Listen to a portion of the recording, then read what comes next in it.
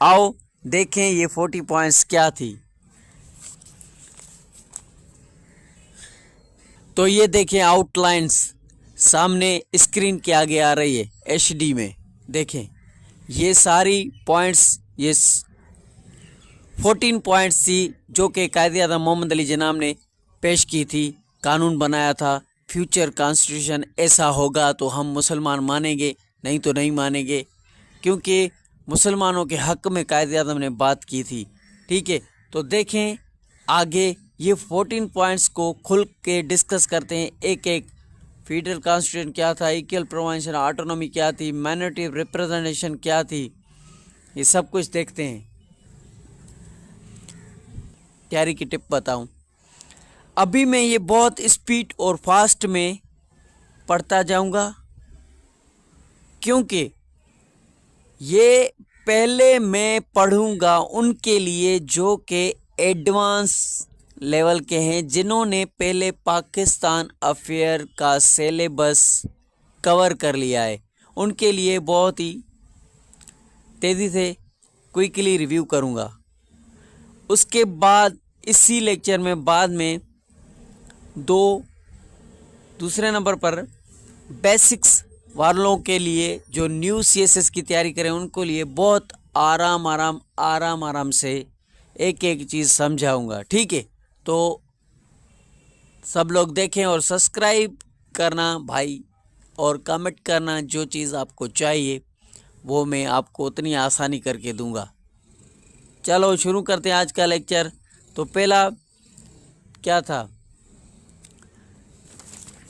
तो पहली बात ये थी कि फर्स्ट कायदे-ए-आज़म की 40 पॉइंट्स में पहली पॉइंट ये थी कि the form of future constitution should be federal with the residuary power to be vested in the provinces. Residuary का मतलब है बकाया जो पावर रहेगा वो रहेगा, वेस्टेड रहेगा सूबों के अंदर। और कहा गया फेडरल कॉन्स्टिट्यूशन जो है आइन होगा वो वफाकी तर्ज का होगा। उसमें जो आजकल पाकिस्तान और इंडिया में है उसमें सबसे बड़ा फ़ायदा जो प्रोविंसेस है, सूबे हैं, जो सूबे हैं उनको आज़ादी हासिल होगी। तो उसमें जहाँ जहाँ मुसलमानों की अक्सरियत होगी, जहाँ पर मुसलमानों की मेजॉरिटी होगी, जिन सूबों में एटलीस्ट वो तो आज़ाद रह सकेंगे। ये कहा गया कायदे-ए-आज़म की पहली पॉइंट ये थी। दूसरी कहा इक्वल बराबर, अ यूनिफॉर्म इक्वल बराबर। यूनिफॉर्म का मतलब है इक्वल बराबरी। A uniform measures of the autonomy should be granted to all provinces. Equal and autonomy province दी जाएगी। जिन्ना ने कहा एब्सोल्यूट ऑटोनॉमी दी जाए हर सूबे को, एक जैसा खुद मुख्तियारी दी जाए। ऐसा नहीं कि जहाँ पे हिंदू की आबादी ज़्यादा है तो उनको आज़ादी हो और मुसलमानों को ना हो। जहाँ पर हिंदू ज़्यादा हैं वहाँ पर मुसलमान कम होंगे, हिंदू ज़्यादा होंगे। ऐसा नहीं होगा कि वहाँ पर मुसलमानों के साथ जुल्म किया जाए, नहीं, वहाँ पर मुसलमानों को भी हक मिलेंगे, उनकी प्रोटेक्शन की जाएगी।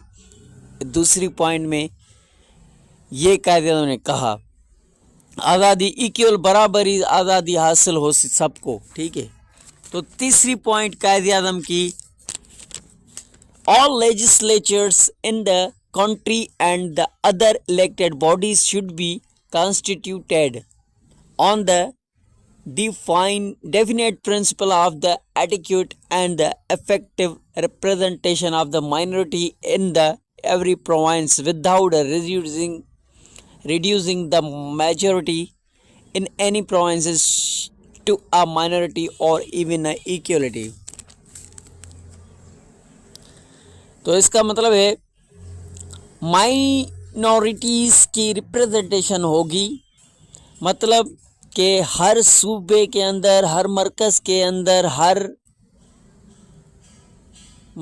अंदर और वफाक के अंदर भी क्या होगा, माइनॉरिटी को हिस्सा दिया जाएगा। सूबों के अंदर भी, सेंट्रल के अंदर भी, फेडरल के अंदर भी जो माइनॉरिटी होगी उनको हक दिया जाएगा। इन चौथी पॉइंट कायदे आज़म की, ये तीसरी थी हमने डिस्कस कर ली। देखें ये, अभी चौथी देखें। In the central legislature council